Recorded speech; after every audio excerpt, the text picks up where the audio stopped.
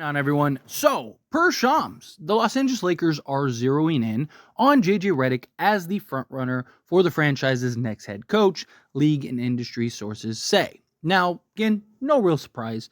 All of us, I think, expect JJ Redick to be the head coach. Even the people that don't want JJ Redick to be the head coach, I think they all even expect him to be the head coach. Me, look, I'm fine with it. I don't mind JJ being the head coach. I think that he has all the tools, all the intangibles that you want from a head coach. Now, that doesn't necessarily always translate, but I do think that if you put the proper coaching staff around JJ, I think he can really shine. You know he can do the X's and O's. You know he understands the game. You know he's got the basketball mind. You know he's not afraid of the media. You know he's not afraid of calling out players and, and demand respect. All the things that you want. It's just, can he operate as a head coach? Because there's a lot that goes on than just the on-court stuff. Not really too concerned with the on-court stuff. More concerned with just everything that just kind of culminating into this pot that is a head coach. But I think if you get the right coaching staff on the bench alongside JJ, I think he'll thrive. I think he'll be fine. And if you get it right, you're set, right? If you get it right with JJ, you now have your head coach for the next 20 years because he's not even 40 yet. So he's a guy that I do think can come in, be for the now, but also as your long term, rather than going through this cycle every 2 years of a new head coach and, this coach didn't work and that coach didn't work. If you can find your Eric Spoelstra, your Greg Popovich, your Steve Kerr, not in the sense of the accolades or the pedigree, which hopefully he does get there at some point, but more so in the sense of like, now you got your guy that's going to be with the organization as long as he wants to be with the organization, right? So we'll see. We'll see how it progresses. We'll see when the official announcement happens. Look, the Lakers have already started scouting assistants, and you don't do that unless you have your head coach already lined up and ready to go. The only reason it hasn't been announced officially is because JJ has to do the finals, and he's a broadcaster for the NBA finals, so they have to wait until that's finished, until that's finalized.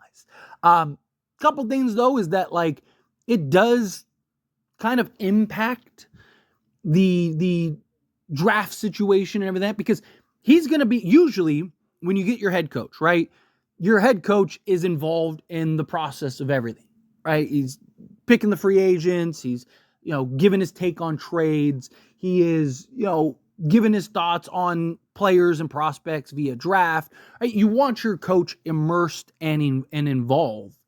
But the concern is that JJ, he's not going to be able to return until, or not return, but come and sign on with the Lakers until after the finals. And then like 5 days later, you have the NBA draft. So depending on how long the finals goes, but assuming this isn't like a sweep or anything, chances are JJ is going to be a very quick turnaround. So I don't know how much say he'll have in the draft. Definitely be a part of free agency. He'll definitely be a part of any various trades, right? And again, the coach isn't necessarily the be-all, end-all, but the head coach is, you do want the input. He's the one that has to have the players on the roster. He's the one that has to deal with guys. He's also familiar with a lot of these guys. He's not that far removed from being a player. And then you also look at the coaching staff, right? So the Lakers are already in the process of going about finding an assistant. You've heard names. James Borrego is the guy that they really want to be the assistant, but Scott Brooks, Rajon Rondo as another name. I personally, like, if you can build the proper, just round out the proper bench, right? I always compare it to the 2020 bench, right? Like, that coaching staff was as good as the roster. You had Frank Vogel and his defensive schemes and just the way that he utilizes big men. You had Jason Kidd and his offense schemes and the way that he utilizes guards. And then you had Lionel Hollins, who's kind of like, a nice little middleman for those guys. And then add in a Phil Handy. You also had Rajon Rondo as an extension of the coaching staff. Think of the regular season, how many DMPs and games he didn't play. He was there just for his mind, and then the playoffs, which he showed up. Even Jared Dudley, again, an extension of the coaching staff. You had all these basketball minds kind of culminating together to create just that team. To me, you could do something very similar. right? If you can put together, a JJ Redick, bring in a Scott Brooks or a James Borrego, bring in a Rajon Rondo, bring in a Phil Handy, maybe even bring in a Jared Dudley, right? If you can start rounding out these guys and get these guys in a position to where it's like, okay, now you have this like brain trust. Now you have all these coaches that can really just make an impact on various levels. That's to me is a very important factor. And again, you're not the Lakers aren't trying to find assistants unless they already have their head coach locked up, right? You don't get assistants before you get your head coach, right?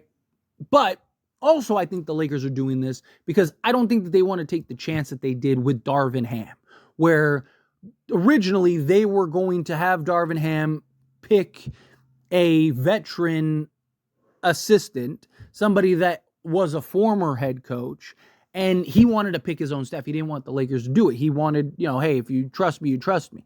And I think the Lakers, they said, okay, fine.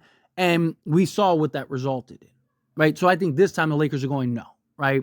Darvin Ham at least had assistant coaching experience. You have no coaching experience, right? We need to make sure that we round it out to also give you the most success. And also you want to protect yourself, right? Like if you can get a James Borrego on the bench as the assistant, and he's a guy that is second in line behind JJ Redick, and he's a guy that you really want if you weren't able to get JJ.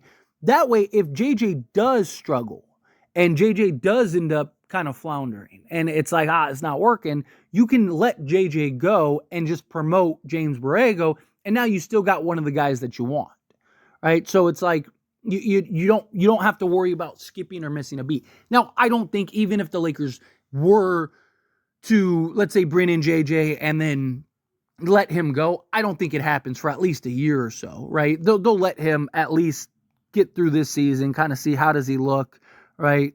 What is the team? How does the team respond? And then he'll probably get what Darvin Ham got, which is a year or two, right? So to me, I think that we'll learn a lot pretty quickly. But if he does start struggling and it's like, there is no, like you saw with Darvin Ham, it's like, okay, first year, you kind of get a pass on some of the stuff. He had moments where he looked really good. It's like, okay, let's bring him back again.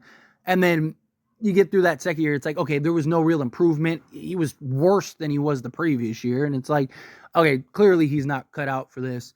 Time to let him go. That's what I think they'll do with JJ Redick if that comes down to it. Hopefully that doesn't happen. Hopefully JJ is great, right? Now, I'm not saying he has to win a championship year one. Obviously we want to. Obviously we're a win now. But is he a good coach? It's also the roster. You could have the best coach ever. If the roster sucks and, look at like Greg Popovich, right? Like if the roster's terrible and, and guys aren't buying in and doing what's necessary, then it doesn't matter, right? So to me, it's like you have to get your coaching staff lined up and then start putting the pieces to the puzzle together. That is your roster. Let's build this super team and let's go win a championship. I don't mean super team in the sense of like a bunch of stars. I mean in the sense of like you got a really good roster and a really excellent coaching staff. But at the end of the day, it all boils down to LeBron James and Anthony Davis. That's what it is, right? If LeBron James and Anthony Davis buy in, accept JJ, listen and respect JJ, all the ducks will follow suit, right? It's how it works, right? If you see every time a coach is fired, it's always because of the star. They lost the stars, right? Like Frank Vogel got fired by the Lakers because he lost the stars. Got fired in Phoenix because he lost the stars. JB Bickerstaff, based on reports, lost Donovan Mitchell. Mike Budenholzer, championship level coach, lost Giannis, right? It's how it goes. It's not just LeBron. It's not just Anthony. It's stars in general. As soon as the stars start going like, I don't think he's the right coach, that's when the problem becomes. But I think LeBron will buy in. I think LeBron and JJ will be that tandem. I think that they'll work in pair rather than you saw at times with Darvin Ham, that conflict. Right? Now, Darvin Ham talked about how like, hey, I like to give LeBron the freedom. Because you'd see Darvin Ham drop play, LeBron would, no, we're going to do this. Right? And Darvin Ham talked about like, hey, I like to give him the freedom to do that, which I do believe you should as a head coach, right? Players are seeing things that you're not. You're on the sidelines. Yes, you're scanning, you're surveying. But there's so many little nuances and stuff that are going on that you're just not going to notice. You're not going to see. So if a player, especially somebody to the caliber of LeBron, sees something and notices something that he can change on the fly, then why wouldn't you want your star player to be able to do that? Especially because he can communicate it easier than you on the sidelines screaming it out, and now everyone, like LeBron can just make a signal or do whatever and change it up on the fly, right? So to me, I do understand that regard, but you saw the conflict. You saw the struggle between Darvin Ham and LeBron, and Darvin Ham and even Anthony Davis. I mean, it's on video. There's literally video of like Darvin drawing up plays and Anthony Davis just like throwing his hands in the air and walking away. Like, it's just, you saw the frustrations, right? But if these two buy in, if they believe, if they subscribe to the philosophy that is JJ, I believe JJ will also work with Anthony Davis, work with LeBron, and they'll, again, kind of have this big brain trust. I think that there'll be a lot of success. And again, I'm excited for it. I know some people are resistant. I know some people have their concerns, which I get. Again, I'm not saying that lock it in. He's absolutely undoubtedly going to be the best ever. But I just, again, I like him. I think he has all the potential. I think he has everything that you want. I think he will have success. I think he'll be a good head coach. Again, I've been wrong before. I could be wrong again. But I like this move, personally. But anyway, as always, this is a discussion. Pass question on you. Let me know your thoughts and opinions down in the comments below. What do you think? How do you feel? What are your thoughts? Do you like this? Do you not? Are you a fan? Do you think everyone will buy in? Whatever your concerns are, however you feel, I'd love to hear it. So let me know down in the comments below. That being said, if you haven't liked this video, hit that like button. Helps me a lot. It's me enjoy these types of videos, and I truly appreciate it. Not subscribe channel, hit that subscribe button. Turn on the bell notifications. Appreciate y'all. See you in the next one. Thank you.